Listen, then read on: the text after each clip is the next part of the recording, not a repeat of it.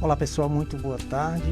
Estamos começando mais um episódio do nosso podcast ao vivo pela Melodia FM e também na nossa página do Instagram, @joelizio_fraga. Hoje temos uma pausa extremamente importante. Agosto é o mês de conscientização sobre a esclerose múltipla, uma doença neurológica, autoimune, crônica e muitas vezes invisível.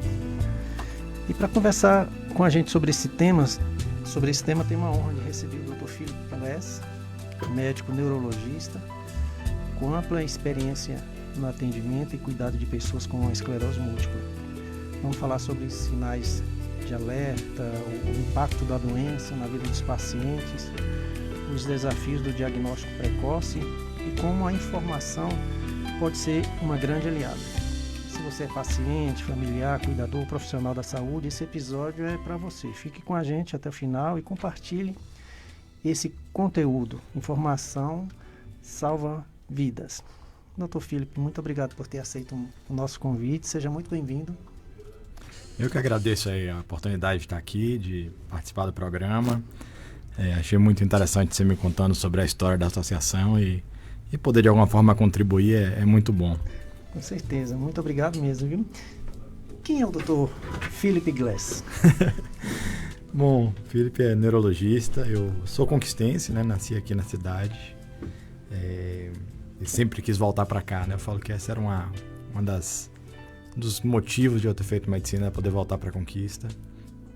Eu sou professor da universidade, sou professor da UESB e trabalho com neurologia clínica no Instituto Glass, né, com minha sócia, a doutora Gabriela, que é cardiologista. Tenho 2 filhinhas. Deixa eu ver o que mais. E gosto muito de ensinar, né? Eu acho que é o que mais me motiva na neurologia, é ensinar e estar sempre aprendendo coisa nova. Compartilhando um conhecimento, né? Então vamos lá, vamos falar de um assunto bem interessante. Nós estamos no meio, né, de conscientização. O que é esclerose múltipla e como ela afeta o sistema nervoso? Bom, a esclerose múltipla é uma doença, como você mencionou na nossa abertura aí, né? É uma doença autoimune, que ela é uma doença que tem uma parte dela é uma doença inflamatória, né? Uma doença que causa inflamação da baía de mielina, né? Que é uma parte que reveste os neurônios, e uma parte da doença tem um componente degenerativo. E é uma doença rara, né? Uma doença que talvez afete em torno de 8 pessoas para cada 100 mil pessoas. É um pouquinho diferente de lugar para lugar a estatística. É uma doença que ela afeta principalmente pessoas jovens, mais mulheres do que homens, e é mais comum em pessoas de raça branca. E é uma doença que ela é muito interessante porque ela se caracteriza por episódios recorrentes de sintomas neurológicos diferentes ao longo do tempo, né? Então essa é a característica principal que faz a esclerose múltipla ser tão diferente de outras doenças, né? Então é uma doença que tem esses episódios que a gente chama de surtos e remissões, né? Que nada mais são do que esses episódios de inflamação do sistema nervoso, que vão ocasionar um caleidoscópio de problemas, de sintomas diferentes. É uma doença com uma apresentação muito distinta, né? Pode dar sintomas dos mais variados. Então, pode causar, por exemplo, perda transitória da visão, pode causar sintomas motores, como fraqueza muscular, dificuldade para andar, pode causar sintomas sensitivos, alteração da sensibilidade, alteração de controle dos esfíncteres, alteração do equilíbrio. Então, é bem variada a apresentação da esclerose múltipla. Complexo pra caramba, né? Não sei se é necessariamente complexo. Acho que se a gente estiver atento, se a gente lembrar que essa doença existe, é uma apresentação clínica tão característica que uma vez que você viu 2 ou 3 casos, você fala, deve ser esclerose múltipla. Sabe? Acho que é importante a gente estar com isso em mente, mas realmente é uma doença que é bem variável em termos de apresentação clínica. E quais são os primeiros sinais e sintomas mais comuns da doença? São variados, né, como a gente já conversou. Sim. Então, os mais comuns. Então, existe uma apresentação clínica comum que chama neurite óptica, que é uma alteração visual. Nesse caso, a pessoa geralmente tem uma sensação de dor quando vai movimentar os olhos e uma redução da acuidade visual, ou seja, a pessoa começa a enxergar turvo e diminui a capacidade de visão em um dos olhos. Isso geralmente se instala ao longo de dias, não é súbito, né? Então essa é uma apresentação comum, que chama neurite óptica. A segunda apresentação comum são sintomas de sensibilidade, perda de sensibilidade em uma parte do corpo, por exemplo, ficar um lado do corpo dormente ou um braço dormente. Talvez seja a segunda forma mais comum de apresentação. Pode se apresentar com sintomas motores também, com dificuldade para andar, fraqueza nos braços e nas pernas, ou desequilíbrio ou visão dupla. Então, todas essas coisas aí. Mas eu diria que as apresentações mais comuns são alteração visual e alterações sensitivas. Então, o principal é a visão. É um dos sintomas mais comuns. Existe uma idade ou grupo mais propenso a desenvolver a esclerose múltipla? Existe. Ela pode afetar várias idades, mas o pico de incidência nela é mais comum em pessoas jovens, né, como a gente já falou, em pessoas em torno dos 20, 30 anos, principalmente em mulheres mais do que homens, mas pode acontecer em outras faixas etárias também, como pode acontecer em criança, pode acontecer em pessoas mais velhas. Entendi. Tem cura? Não tem cura, né? A esclerose múltipla é uma doença tratável. Nosso arsenal terapêutico, as coisas que a gente tem para tratar a esclerose múltipla avançaram demais nos últimos anos.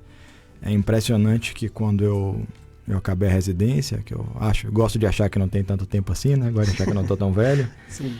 Só tinham 3 remédios para tratar a esclerose múltipla. E eram medicações que, na melhor das hipóteses, tinham mais ou menos 30% de redução na ocorrência de novos surtos, né? Hoje, sei lá, perdi a conta já, talvez tenha mais do que 20. Tem remédios muito eficazes. Então, é uma doença que não tem cura, mas é uma doença tratável. Sim, igual o mieloma, né? Igual o mieloma múltiplo, ele não tem cura, mas é tratável e tem medicamentos que vai proporcionar para o paciente qualidade de vida, né? Isso que é interessante. Isso. Né? E como é que é feito, doutor, o diagnóstico da doença? Então, a primeira coisa que a gente tem em mente é essa característica de surtos e remissões. Essa é a pista clínica, né? Do ponto de vista clínico, quando é que a gente suspeita de esclerose múltipla? A gente suspeita de esclerose múltipla em uma pessoa que tem um sintoma neurológico, qualquer que seja esse sintoma melhora e em um segundo momento do tempo a pessoa tem um segundo sintoma neurológico diferente. Então, por exemplo, ela pode ter tido em janeiro desse ano um sintoma de dormência do lado direito do corpo, que melhorou espontaneamente depois de alguns dias. E aí depois, em um outro momento do tempo, ela tem outro sintoma, fraqueza na perna do outro lado. Então, quando a pessoa tem 2 episódios clínicos diferentes, né? E se a gente exclui outras doenças com exames de imagem, a pessoa tem um diagnóstico clínico de esclerose múltipla, né? É um diagnóstico que ele é muito, muito, muito baseado também nos exames de imagem. Então, a ressonância é uma ferramenta indispensável para o diagnóstico de esclerose múltipla. E também um outro exame útil é o exame do líquor. A gente faz líquor, que é esse exame desse líquido que circula em volta do cérebro e da medula, que na análise desse líquido a gente consegue detectar esses sinais de inflamação, que são um dos critérios, né, que a gente usa para o diagnóstico de esclerose múltipla. É possível também fazer o diagnóstico de esclerose múltipla quando a pessoa tem um único surto, né? Porque eu falei aqui que a pessoa, quando tem 2 surtos clínicos, ela tem esclerose múltipla, né? Clinicamente definida, se a gente tivesse sinais de imagem aí. Mas atualmente a gente não precisa mais esperar que a pessoa tenha um segundo, né? Então, quando a pessoa tem um surto clínico típico, se a pessoa tem na ressonância sinais sugestivos de esclerose múltipla, se tem alterações do líquido compatíveis de esclerose múltipla, é possível fazer esse diagnóstico desde o primeiro surto. É interessante ter se investigar e ter um diagnóstico precoce, já ajuda muito no tratamento? É fundamental, né? É fundamental. Apesar de ser uma doença rara, né? Não é uma doença comum, esclerose múltipla é a principal causa de incapacidade neurológica em pessoas jovens, depois de trauma, né? Então, a primeira causa, obviamente, é trauma, por acidente e tal. E você pegar indivíduos mais velhos, a principal causa de incapacidade é AVC, né? Em pessoas jovens, a principal causa de incapacidade não traumática é esclerose múltipla. E a gente está falando de uma incapacidade prevenível, né? Porque, como eu te falei, a gente tem remédios que são eficazes. Então, quanto antes a gente começa uma medicação, é maior que a nossa capacidade de prevenir que tenham novos surtos ao longo do tempo.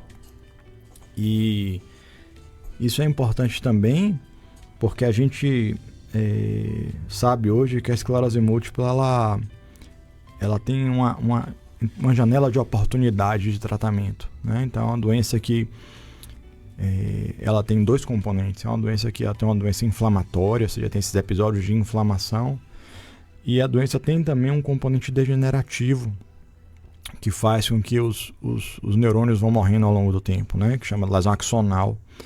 E a gente acha que no começo da doença predomina essa fase inflamatória, a fase que as medicações funcionam muito bem, e que quando o paciente tem muitos surtos, com o passar do tempo ele entra nessa fase degenerativa da doença, que a doença pode começar a progredir, independente de surto. E a ideia que a ciência tem hoje é que a gente precisa ser agressivo e começar o tratamento cedo, com a medicação eficaz, para poder evitar que a pessoa entre nessa fase progressiva da doença, que é quando a coisa começa a ficar mais difícil. Ô, doutor Felipe, eu tenho uma conhecida minha, no qual eu acompanho, a gente, na medida do possível, ajuda ela, né? Paloma, ela é de Diamantina, aqui em Minas, e ela tem a dificuldade de conseguir esses medicamentos de ponta, né? Principalmente pelo SUS, né? Então, ela judicializou, teve esses problemas. Então, essa demora tem contribuído muito para a doença piorar, né? Como é que o paciente lida em situações desse tipo? Como é que, principalmente o médico prescreve uma medicação, mas essa medicação não está disponível para aquele paciente, né, com poder aquisitivo menor e tal, para conseguir esse medicamento no SUS. Como é que o médico lida com situações assim? O tratamento da esclerose múltipla no Brasil ele é regido por um PCDT, né, um protocolo de diretriz clínica e terapêutica. E eu diria que a gente tem disponível a maior parte das medicações pelo SUS, né? Então a gente tem muitas opções e que para a maior parte das vezes são satisfatórias, sabe? Assim, a gente não tem todos os remédios no PCDT, isso é uma briga que vem aos pouquinhos, né? Mas a gente tem muitas opções. Então, a maior parte dos medicamentos podem ser conseguidos por via normal pelo PCDT. Obviamente, tem uma burocracia para isso, você deve saber melhor do que eu, mas precisa de preencher LME, precisa de ajuntar uma série de relatórios e escalas e resultados de exame. E aí a pessoa tem acesso a essas medicações. Não é ótimo, né? Assim, ainda tem um certo demora nessa tramitação, pelo menos na esclerose múltipla, não sei nas outras áreas. Esse protocolo vai para Salvador, onde é aprovado. Então, a nossa experiência é que tem demorado em torno de 90 dias entre o paciente dar entrada na LME e começar, de fato, a receber o remédio. E existem algumas medicações que, de fato, não estão incluídas no PCDT, né? Então, a gente tem carência, por exemplo, de uma modalidade terapêutica chamada inibidores anti-CD20, né? Então, o principal representante disso é o ocrelizumab, que é um anticorpo monoclonal. E é um medicamento que às vezes faz falta, principalmente nos pacientes que falharam um outro monoclonal antes, que chama natalizumab. E aí, nesses casos, ou quando o paciente tem uma forma progressiva da doença, que essa é a única medicação aprovada até o momento, aí acaba que precisa tentar isso por uma esfera judicial, pela Defensoria Pública, por exemplo. Eu acompanhando ela, doutor, a gente vê a progressão da doença muito rápida, ela tá nem falando direito, tá? Nossa. Né? Então ela já está com a visão já turva e a fala você não entende mais, fica bem embolado, né? Ela conseguiu ir para os Estados Unidos, né? Tentar fazer uma consulta, mas não conseguiu, né? Enfim. E nós estamos aí, né? Na torcida para que ela saia dessa. Se Deus quiser, ela vai dar tudo bem para ela. Doutor Felipe, quais são os exames indispensáveis para confirmar a esclerose múltipla?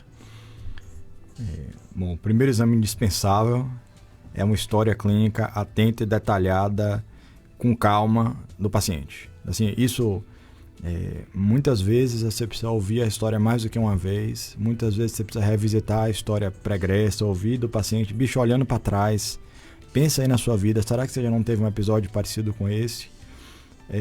Isso daí somado a um exame físico, neurológico bem feito, acho que é o primeiro passo, bom, na medicina inteira, mas na esclerose múltipla principalmente. de exames complementares, é indispensável a ressonância, e aí não adianta ser só a ressonância da cabeça, né? Precisa ter ressonância do que a gente chama de neuroeixo, né? Cabeça, coluna cervical e coluna torácica. E na maior parte dos pacientes, exame do líquor, né? Que é essa punção lombar, para pesquisar uma coisa que chama bandas oligoclonais, que é um indicativo de que estão sendo formados anticorpos dentro do sistema nervoso central. Então esses aí são os exames principais. Fora exames clínicos laboratoriais, para poder ver se a pessoa não está com nenhuma infecção, se não tem... se tem anticorpos para as doenças infecciosas que são tratáveis com vacina, né? Então é importante rever o calendário vacinal. Para cada medicação tem cuidados específicos. Então, por exemplo, as medicações de anti-CD20, o paciente tem que estar vacinado para hepatite B. E aí cada medicamento tem os seus cuidados. Mas história vacinal, ressonância, líquor, exame físico e história clínica são os principais, os pilares. Certo. Quais são os tipos diferentes de esclerose? Joia, então, tudo que a gente conversou aqui, né, desse episódio que vem e volta e a pessoa fica bem entre um surto e outro, isso é a maneira mais comum da doença se apresentar, que a gente chama de esclerose múltipla remitente recorrente, ou como a gente chama de forma surto e remissão. Isso vai ser a maioria dos pacientes, a doença vai ser assim na fase inicial. A pessoa tem um surto, depois aquilo melhora, mesmo que parcialmente, depois tem um outro surto ao longo do tempo. Isso é a apresentação clínica mais comum, né? Alguns pacientes, com o passar do tempo, eles vão parando de ter esses surtos, né? E começam a entrar numa fase que a gente chama de fase secundariamente progressiva. O que é isso daí? O paciente que nota que ele vai ficando cada dia, por exemplo, com piora da força, com mais dificuldade para andar, mas agora sem ter tido um surto clínico antes, né? Então, primeiro tipo é esclerose múltipla primária, remitente recorrente. Sim. Você pode ter uma esclerose múltipla, uma fase secundariamente progressiva. Existe um outro tipo de esclerose múltipla que chama esclerose múltipla primariamente progressiva. E essa esclerose múltipla, ela é mais rara, ela costuma acontecer em pessoas mais velhas e ela se manifesta com um quadro, geralmente um quadro de lesão medular progressiva. Um cara progressivamente com um quadro de fraqueza, habitualmente com predomínio nas pernas. É uma doença que vai geralmente começar em torno da quinta, sexta década, a pessoa e vai progredindo gradualmente, não com esse caráter de surto e remissão, mas parecendo uma doença neurodegenerativa. Então são essas as apresentações mais comuns de esclerose múltipla, né? A esclerose múltipla remitente recorrente, a esclerose múltipla secundariamente progressiva, que é uma progressão dessa primeira forma de esclerose múltipla, e a esclerose múltipla primariamente progressiva, que é essa forma que parece uma doença degenerativa desde o começo. Para você que está acompanhando, vê que é um tema bastante interessante, né? Nós estamos no mês de agosto, que é o mês de consciência da esclerose múltipla. Para você que não consegue ou não conseguiu acompanhar desde o início, lembre que esse podcast, tanto esse como os outros, estão disponíveis também no nosso canal do YouTube e também no Spotify, tá? Doutor, o que pode desencadear uma crise ou surto da doença? Bom, essa é uma pergunta muito interessante, porque muitas vezes não tem nada que desencadeia, né? E essa é uma parte da aflição que os pacientes têm, que é essa imprevisibilidade, né? Essa coisa de que a pessoa está bem, de uma hora para outra pode ter um surto. Então nem sempre tem um fator precipitante, né? Mas de fato existem alguns fatores que aumentam o risco de ter surto. Então é possível a pessoa ter surto, por exemplo, após uma doença infecciosa. A pessoa tem uma gripe ou tem uma doença infecciosa qualquer, ela pode ter um surto, é mais suscetível a ter um surto clínico depois. Eventualmente após trauma cirúrgico, para ser submetido a um trauma cirúrgico por uma cirurgia, isso pode acontecer de facilitar ter um surto clínico. Talvez eventos estressantes, né? Tudo que mexe com a nossa resposta imunológica também pode facilitar ter um surto. Então acho que essas são as coisas principais aí. É possível também ter surto após imunização, após vacina, mas a gente tem que tomar cuidado quando a gente fala isso, porque vocês podem ficar com medo de tomar vacina, e é importante ressaltar que a chance de ter um surto após uma infecção é muito maior do que após a vacina. Então, eu posso tomar vacina de gripe? Não só pode como deve, porque o risco de ter um surto após ter gripe é infinitamente maior do que um surto após tomar vacina. Mas, enfim, a vacina pode ser também um gatilho em algumas pessoas, o que não deve ser um fator para desencorajar a tomar vacina por causa do risco, né? Assim, é muito mais grave o risco de surto pós uma doença infecciosa do que após a vacina. Entendi.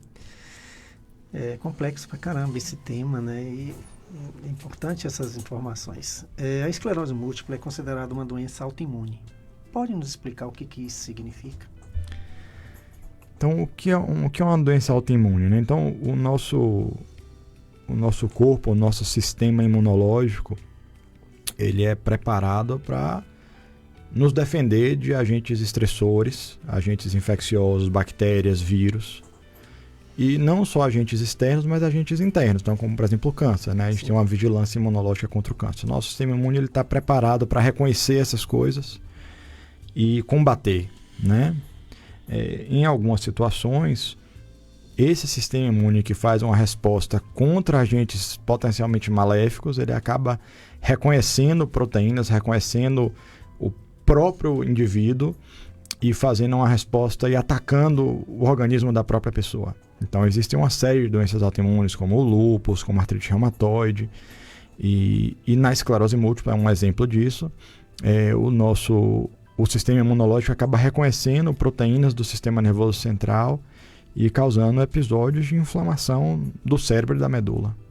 Então, é isso que é uma doença autoimune, né? Essa perda dessa tolerância do indivíduo e o sistema imune começa a reconhecer proteínas da pessoa como potencialmente nocivas e faz uma resposta contra a própria pessoa.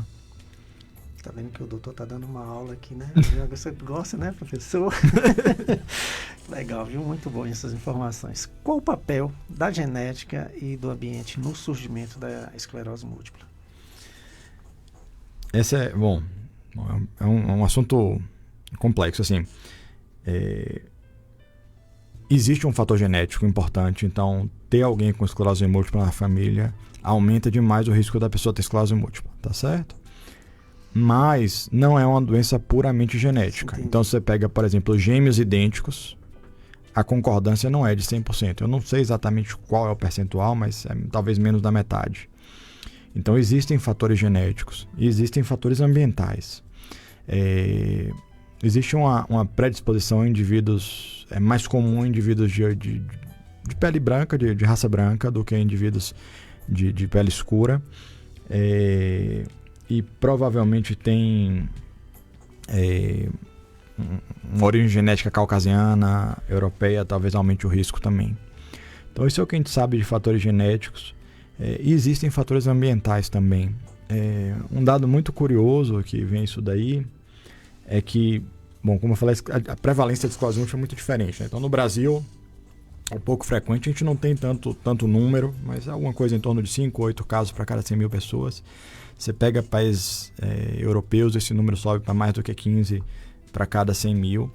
E dentro de um mesmo país, então esse é um dado muito interessante, salvo engano, esse é um estudo francês, que ele viu que pessoas que estão mais próximas do trópico, o risco de esclerose múltipla é menor do que pessoas que estão mais distantes do Equador.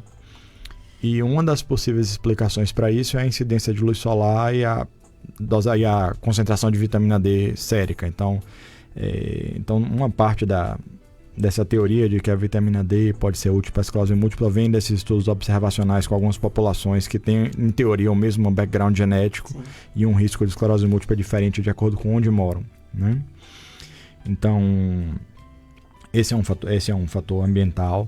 A gente sabe que em pessoas que têm esclerose múltipla, os fatores ambientais também influenciam na expressão da doença. Então, por exemplo, eu nem falei mais que é um paciente, que é um amigo querido que eu acompanho há muito tempo com esclerose múltipla, e ele mais recentemente, agora ele é maratonista, né? E eu acompanho ele, deve ter talvez uns 12 anos, alguma coisa assim. E logo no começo a gente se vê com alguma frequência, teve alguns surtos clínicos e sempre tinha alguma exacerbação da doença, e mais recentemente ele está fazendo uma dieta bem cuidadosa, perdeu muito peso e está dedicado mesmo na corrida com uma performance muito alta. Disciplinado. E nos últimos anos, assim, a doença sumiu, sabe? Assim, ele continua tendo esclerose múltipla, continua tomando remédio, mas assim, absolutamente sem queixa, sem sintomas neurológicos. Então, atividade física regular é uma coisa que tem um fator importante na expressão da doença. Alimentação, então parece que uma alimentação mais anti-inflamatória, uma alimentação mais tipo uma dieta mediterrânea, sim, sem alimentos ultraprocessados, parece reduzir o risco também de atividade inflamatória da doença, e também tabagismo, né? Então, quem tem doença autoimune tem que cuidar disso daí, que é o jeito que a gente tem de tentar deixar o nosso sistema imune mais, vamos dizer assim, mais sob controle, né? É impressionante como o cigarro é uma miséria, né, doutor? É uma miséria, é uma miséria, né? É uma miséria. Né? Tudo. A causa de câncer, praticamente todos os cânceres têm uma participação do cigarro, quase todos. Exato. Não é? É difícil pensar alguma situação benéfica. Eu só consigo pensar em uma exceção de uma doença que o cigarro parece ter um fator protetor, para a doença de Parkinson. Ninguém sabe explicar exatamente por que isso acontece, mas é terrível, né? Pois é. E olha que nós estamos numa época que já foi pior, né, o cigarro, né? Antigamente tinha aquelas propagandas onde o cigarro era símbolo de poder, de esporte, né? Tinha cavalo, o próprio McLaren, né? Tinha um patrocínio de cigarro, mas graças a Deus que é consciência, né? Hoje nós temos uma consciência. Você vê o Brasil hoje, o nível da população fumante é bem baixo comparando com a Europa. Né? O que é só assustador é essa história de cigarro eletrônico, né? Que tá pior, que né? tá assustador, assim, o tanto que tem aumentado também, né? Quais são os principais tratamentos disponíveis hoje? Bom, então, primeiro a gente tem que entender um pouquinho como é o tratamento da esclerose múltipla, né? Então, a gente tem dois pilares, né? Então, uma coisa é o tratamento desses episódios, dessas exacerbações da doença ou surtos clínicos, né? Então, quando o paciente tem um surto clínico, a gente faz um tratamento que é o que a gente chama de pulsoterapia, né? Pulsoterapia é uma dose alta de corticoide que é dado num período curto de tempo, e esse tratamento ele é feito para tentar abreviar esse surto, para que ele se resolva num tempo mais curto e minimizar a chance desse surto deixar uma sequela, né? Deixar um sintoma residual, que esses sintomas residuais que vão se somando e causando incapacidade ao longo do tempo, né? Então esse é o tratamento agudo das crises. A outra parte da história é o tratamento para tentar evitar esses surtos, né? Que é o tratamento de longo prazo, que a gente chama de tratamento imunomodulador. E aí, como tem uma lista enorme de opções, mas se a gente for tentar agrupar essas opções, a gente tem medicações de uma primeira geração de medicamentos, que são medicamentos de muito, muito, muito baixo risco. Por exemplo, uma parte desses remédios pode ser usado na gravidez, por exemplo. E também em contrapartida de baixa eficácia, né? Então a gente tem o grupo dessas medicações injetáveis, que chama medicações de plataforma, que eu confesso que estão cada vez mais sendo deixadas de lado. Aí a gente tem um grupo de medicamentos que são comprimidos, que são medicações orais, que em geral são medicamentos que vão ter aí uma eficácia moderada, né? O que eu chamo de moderada? Alguma coisa em torno de 50%, 60%, 70% de redução de novos surtos ao longo do tempo. E a gente tem um terceiro grupo de medicamentos, que são os anticorpos monoclonais, que são medicamentos venosos de maior eficácia, né? São medicamentos de alta eficácia, e que por sua vez também com um pouquinho mais de risco de efeitos colaterais e que precisam de um monitoramento mais detalhado. Então acaba que a gente escolhe o tratamento muito de maneira individualizada, de acordo com o perfil. Então tem alguns pacientes que você vê e fala, poxa, essa pessoa tem tudo para ir muito bem, né? Essa pessoa tem preditores de que vai ter uma doença pouco agressiva, uma pessoa que tem surtos leves, você olha a ressonância, tem poucas lesões, são pessoas jovens, em geral mulheres, o líquido não é inflamatório. Olha, essa pessoa daqui eventualmente dá para a gente tentar um remédio de perfil de segurança melhor e com menos potência. E tem pessoas que você vai olhar e falar, bicho, isso daqui tem toda a cara que não vai bem, tem muita carga lesional desde o começo, está fazendo surtos graves, já é homem, já é uma pessoa um pouquinho mais velha, tem um líquido inflamatório, essa pessoa a gente tem que bater mais duro, porque a gente não pode dar chance. Então a escolha do medicamento é muito individualizada de acordo com cada paciente. Vamos sair um pouquinho aqui do tema. Tem um recado para você aqui. João Teixeira falou para você voltar a tocar. Toca violão? Viu? Voltar lá a tocar, que tá sentindo sua falta, viu? Que você voltar lá. João é excelente, né? Pensa um cara paciente, assim. É impressionante a calma que ele tem. Você faz tudo errado. Você sabe que ele toca e dorme, né? É? Começa a tocar e dorme. Não, toca, ele é muito, muito calmo, assim. Pega na mão, não faz assim, uma vez pra baixo, assim. Mas ele falou pra você voltar a tocar lá. Muito paciente. Tem também um cara, também nosso parceiro, amigo, Luiz Cláudio, né? Lá, ele assessora o Dr. Renato Marinho, que tá mandando um abraço para você. Sim. Né? Enfim, vamos lá, voltar ao assunto, porque o tempo nosso aqui é para 2 podcasts, doutor. Como é que a medicina evoluiu no tratamento da esclerose múltipla nas últimas décadas?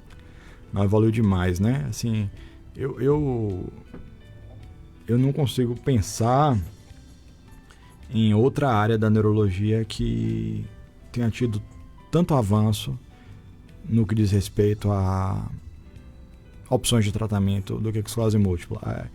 Por exemplo, eu faço neurologia geral, né? Eu não faço só esclerose múltipla no consultório. Sim. Algumas pessoas fazem só esclerose múltipla. E eu falo que é cada vez mais um desafio para o neurologista que não faz só isso acompanhar. Né? É um jogo de xadrez, né? Assim, cada mês parece que sai uma medicação nova e com essas características de monitoramento, então é um desafio para poder a gente se manter up-to-date no que está sendo esclerose múltipla. Então, evoluiu demais, assim, eu acho que os principais avanços que eu acho são o avanço nos critérios diagnósticos. A gente consegue diagnosticar muito mais rápido, né? A gente não precisa mais ficar esperando ter 2, 3 surtos. A gente começou a entender melhor essa coisa da estratificação do risco, a gente saber quem é o paciente que vai bem e que vai mal. A gente começou a desenvolver marcadores, né? Então a gente sabe que o paciente não tem nada novo na ressonância, mas ele pode estar tendo atividade inflamatória. Então, uma coisa que chama pesquisa de neurofilamentos, esse acompanhamento da progressão da doença quando não está tendo surto. E também avanço terapêutico, né?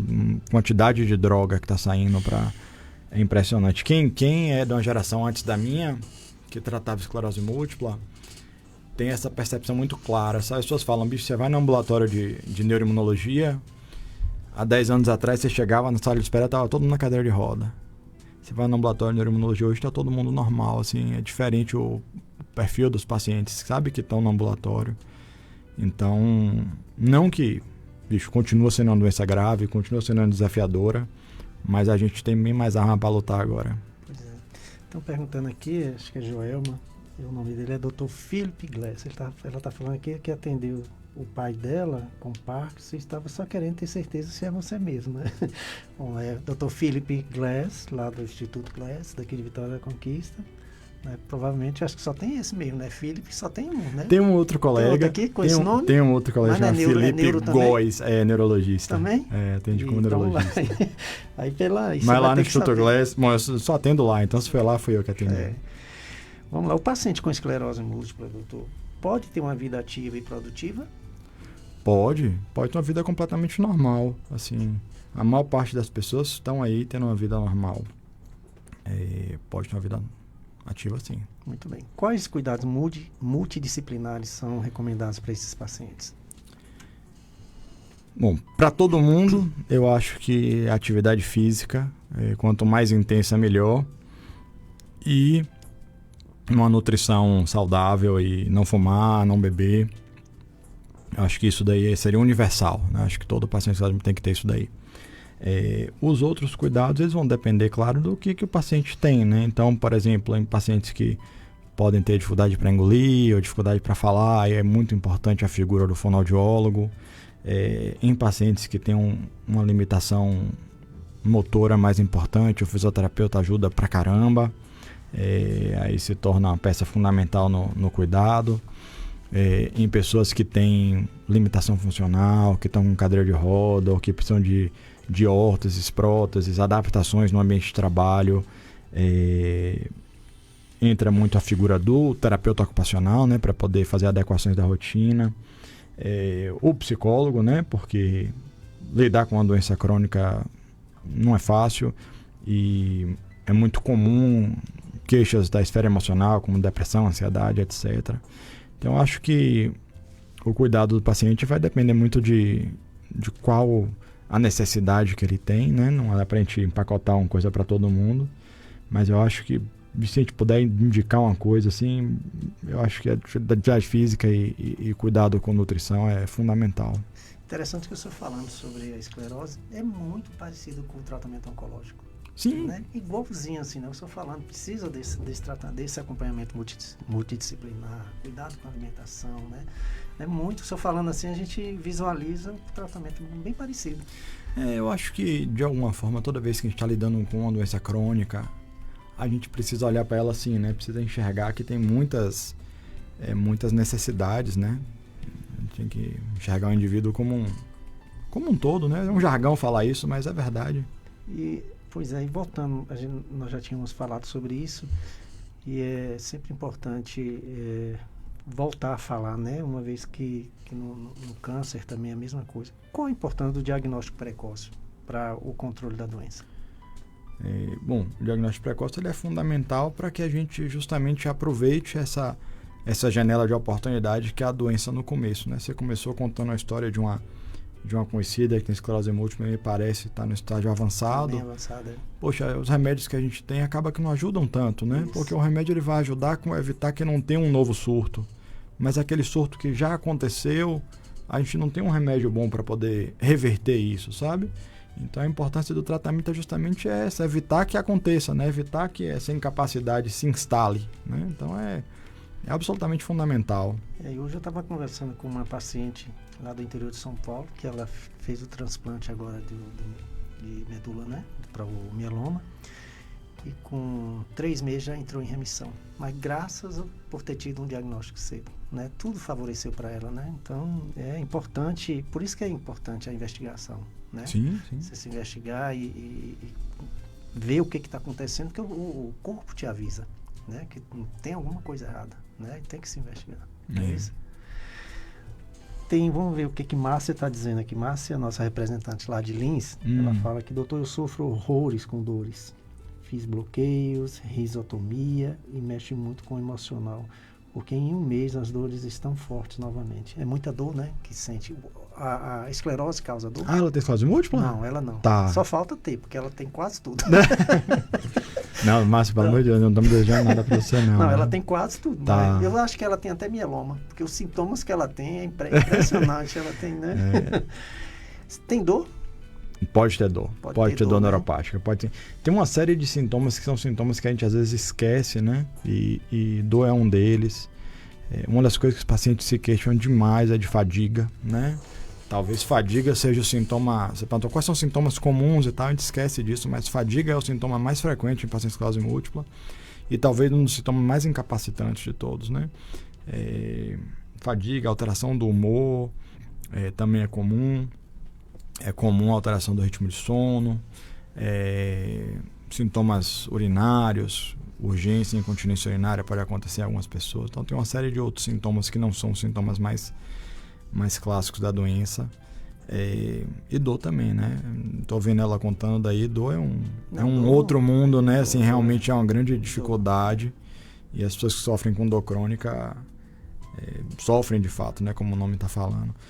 Tem muita coisa que pode ser feito, né? Assim, atualmente uma das coisas que a gente começou a fazer aqui na clínica é estimulação magnética transcraniana, que é uma das coisas que pode ser útil para alguns tipos de dor neurológica.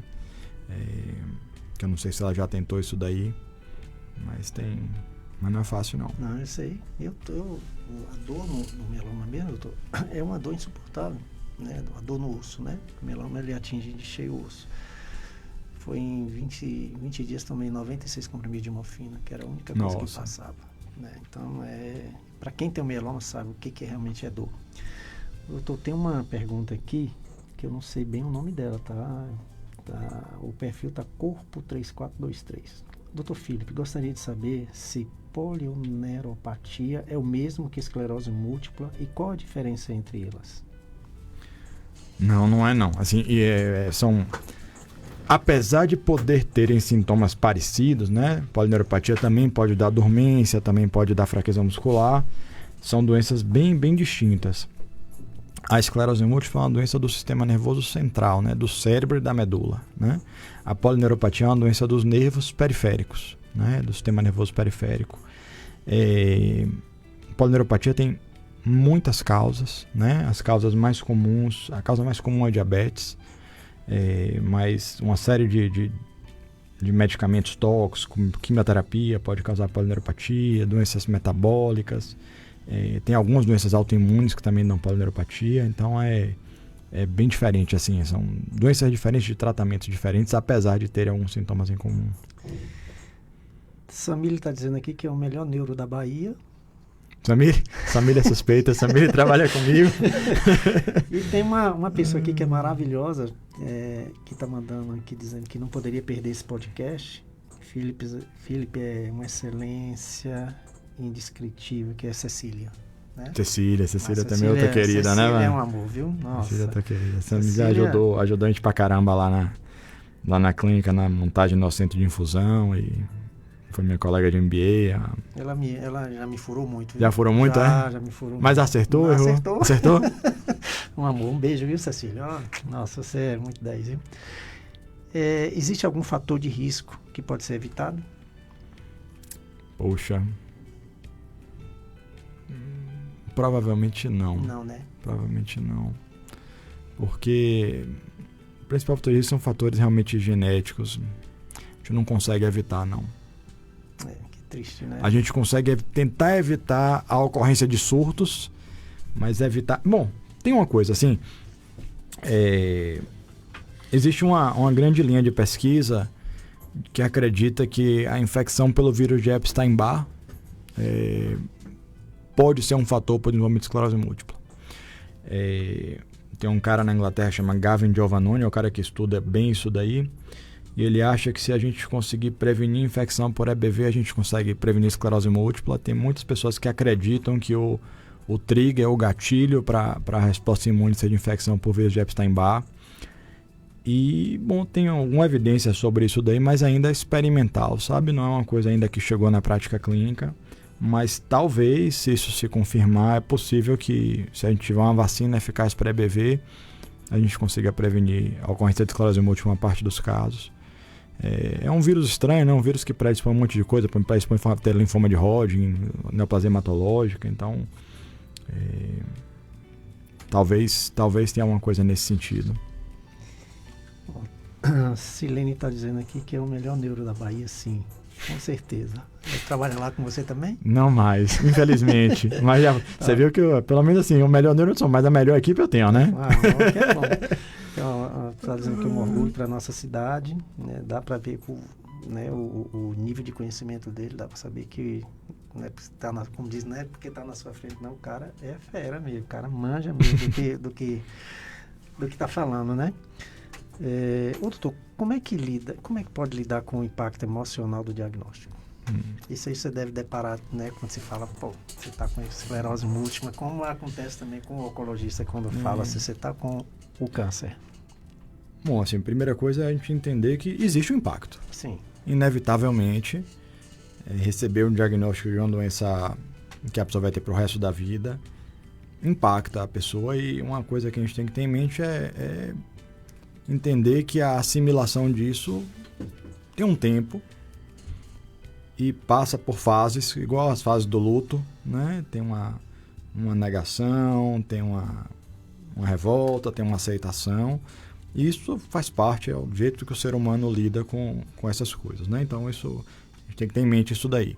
Como é que a gente minimiza isso? Acho que a primeira coisa é que a gente, como médico, tem que tentar passar uma visão otimista, realista, mas otimista, né? Então, receber diagnóstico de esclerose múltipla não é receber uma sentença de morte, sim, como às vezes as pessoas podem soar à primeira vista. A primeira coisa que eu vejo, assim, o primeiro impacto é o próprio nome da doença, sabe? Então, esclerose múltipla é um nome que assusta. E tem uma outra doença neurológica muito grave, que chama esclerose lateral amiotrófica, que são doenças completamente diferentes. A esclerose lateral amiotrófica é uma doença do neurônio motor. É uma doença que dá uma fraqueza muscular progressiva, inexoravelmente progressiva, não tem nada que funcione. No máximo a gente consegue retardar um pouquinho a progressão da doença. Então muitas vezes a pessoa ouve o nome esclerose múltipla, associa com esse outro diagnóstico e aí piora mais ainda o impacto que tem. Então, bicho, o que eu faço é... Esse é o diagnóstico. Não é uma sentença de morte, é uma doença tratável, é uma doença que a gente tem um monte de coisa para fazer. Muito provavelmente a gente vai conseguir ter uma vida normal e precisa de eu falo que é uma parceria, né? Assim, tem uma parte que é o que a gente faz com o médico, outra parte é o tanto que a pessoa se compromete com aquilo. E a maior parte das pessoas vão bem, sabe? Graças a Deus. É uma área que a neurologia avançou muito, assim, então... Eu sempre falo que são doenças, por exemplo, o câncer. Você tem um problema de coração, você toma 10 remédios, toma numa boa, mas vai tomar um do câncer e fala, meu Deus, não é assim? Tá? E a gente tem que, né, eu sempre falo que o câncer, no meu caso o mieloma, não é uma sentença de morte. Não é. Você pode viver naturalmente, mas tudo também tem a ver com a sua disciplina e seu foco no seu tratamento, né? Não vai depender só do médico, né? Acho que é um conjunto, né? Mas vamos lá. Quais estratégias o senhor recomenda para manter qualidade de vida? Bom, acho que fundamental a aderência ao tratamento, né? Porque quando a gente está tratando a pessoa com esclerose múltipla, a gente tem que ter em vista que a gente quer que a doença esteja em silêncio, né? A gente fala que a gente quer o que chama de NIDA, né? Que NIDA é uma sigla em inglês que quer dizer No Evidence of Disease Activity, sem evidência de atividade de doença. Então a gente quer que o paciente não esteja tendo surto clínico, mas às vezes o surto clínico é só a ponta do iceberg. Então o cara não está tendo surto, acha que está tudo bem, mas você faz ressonância e está lá cheio de lesão nova. Entendi. Então, assim, é muito importante o cara aderir ao tratamento. Não adianta tomar um remédio e achar que está tudo ótimo. Tudo bem, não está tendo surto, isso é uma informação boa, mas não é suficiente. A gente quer que o paciente não tenha surto, a gente quer que o paciente não evolua em capacidade. Então, mesmo que ele não tenha surto, aquela fraqueza que ele pode ter, a gente quer que isso não esteja piorando. A gente quer que não tenha nenhuma lesão nova na ressonância. A gente quer que o paciente não esteja tendo atrofia cerebral. Então, para a gente saber que isso está acontecendo, precisa de ter um monitoramento de perto e não é só sintoma, precisa de exame de imagem, precisa de ressonância. Então, acho que o primeiro passo é aderência ao tratamento e regularidade. A segunda coisa é o que todo mundo fala, né? Assim, bicho, é fundamental fazer atividade física, para quem tem doença neurológica, sabe? Exercício físico para o cara que tem esclerose múltipla é como se fosse um outro remédio. Tem um remédio que ele está tomando aqui, o comprimido, e tem atividade física. Para qualquer doença acho que é assim, mas para as doenças neurológicas acho que é mais verdade ainda. Isso. A esclerose múltipla pode causar deficiência física ou cognitiva a longo prazo? Pode, né? Pode sim. As duas coisas. Como a gente falou, né? É a principal causa de deficiência física adquirida em pessoas jovens, depois de trauma, né? Então é comum ter incapacidade e pode causar também ao longo do tempo perda de função cognitiva, né? Vai tendo lesão cerebral, atrofia cerebral e pode ter um prejuízo muito importante mesmo de cognição. Então a gente precisa ser assim, agressivo e atento no tratamento para tentar prevenir isso daí. Porque uma vez que a coisa já está instalada, de novo é difícil, sabe? O senhor é cheio de fã, viu? Aqui, ó, agora vai ser outra pessoa da clínica, quer ver? Tem um aqui, Gilmara, nosso mestre, né? Nosso mestre de neurologia, máximo respeito, grande homem, sou seu fã. Camila, Marineuza, melhor médico mesmo, tá cheio de fã aqui. É só a audiência que é grande. Não, mas eles, pelo visto, eles têm muita razão. Como é que a sociedade pode ser mais acolhedora com pessoas que vivem com esclerose múltipla? Eu acho que uma parte disso é que um monte da incapacidade ela é invisível, né? Então isso é verdade para muita doença, né? Então o que eu ouço dos pacientes se queixarem é que mesmo o paciente que fisicamente não está cadeirante, não está usando muleta, tem muita fadiga, tem muita queda de produtividade. Então acho que a primeira coisa é tentar ser flexível, né? No ambiente de trabalho, entender que de fato é uma doença que incapacita dessa forma também. Então acho que isso é uma coisa importante, de ter empatia, né? Conseguir calçar o sapato do outro. Acho que foi no Congresso Brasileiro de Esclerose Múltipla, há uns 2 anos atrás, uma indústria, não sei se foi a Merck, fez um negócio de uma casa da esclerose múltipla. Eu achei genial assim, a iniciativa, sabe? Eles pegaram perto lá na Avenida Paulista e fizeram uma casa mesmo, uma coisa móvel, e o pessoal estudando engenharia e tal bolou experiências que a pessoa conseguia ter a sensação de como é incapacidade. Tava uma coisa simples, o cara botava um óculos e tinha que andar na casa enxergando mal, aí botava um sapato bem pesadão assim pra pessoa andar sem conseguir mexer, sabe? Tinha uma coisa que impedia também a movimentação da perna, a pessoa ficava rígida. Então eu acho que essa coisa de ter empatia com a dificuldade do outro é uma coisa que pode ajudar. Eu acho que essas coisas daí são...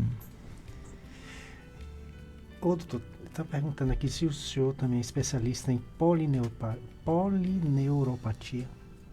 Bom, eu trato polineuropatia, né? Assim, a minha área de expertise mesmo, meu doutorado é em doença de Parkinson. Essa é a minha maior formação em epilepsia, mas eu faço neurologia geral, né? Então eu cuido de... Pronto, eu vou deixar na descrição aqui no Instagram o perfil dele, né? Tudo direitinho, e você procura ele lá. Pra você ver, o assunto é tão interessante que já está quase acabando, passa rápido, né? Vou fazer mais uma perguntinha aqui, doutor. Quais são os principais mitos sobre a esclerose múltipla? Bom, deixa eu pensar, velho. Deixa eu ver se eu sei isso de cabeça aqui. Mitos da esclerose múltipla. Bom, eu acho que talvez essa ideia de que não tem o que fazer, que é progressivo, que vai morrer, que não tem tratamento, acho que essas coisas daí. E como é que qual a mensagem que o senhor gostaria de deixar para esses pacientes, familiares e cuidadores que nos ouvem? Você sabe que quando um paciente adoece, a família toda adoece junto, né? Qual a mensagem o senhor deixaria para eles? Bom, eu acho que eu queria deixar uma mensagem assim, de otimismo, sabe? Eu acho que é uma doença que a gente aprendeu muito nos últimos anos. A neurologia avançou muito nos últimos anos e continua avançando, né? Eu acho que o próximo passo vai ser justamente esses tratamentos para tentar, de alguma forma, remielinizar, né? Tem estudos para isso daí. Então, mesmo as pessoas que ouviram que a sequela que já aconteceu, a gente não tem muito o que fazer, a gente não tem o que fazer hoje, né? Mas acho que se manter a fé, manter a esperança de que vão surgir coisas novas e estão surgindo muito rápido. E para quem está recém começando, né? Eu acho que a mensagem é de seguir a vida, sabe? Assim, eu acho que é encontrar esse equilíbrio que é difícil entre ser proativo e ser interessado e se responsabilizar sobre o seu diagnóstico, mas ao mesmo tempo também não fazer da doença o centro da vida, sabe? Assim, acho que a pessoa não tem que viver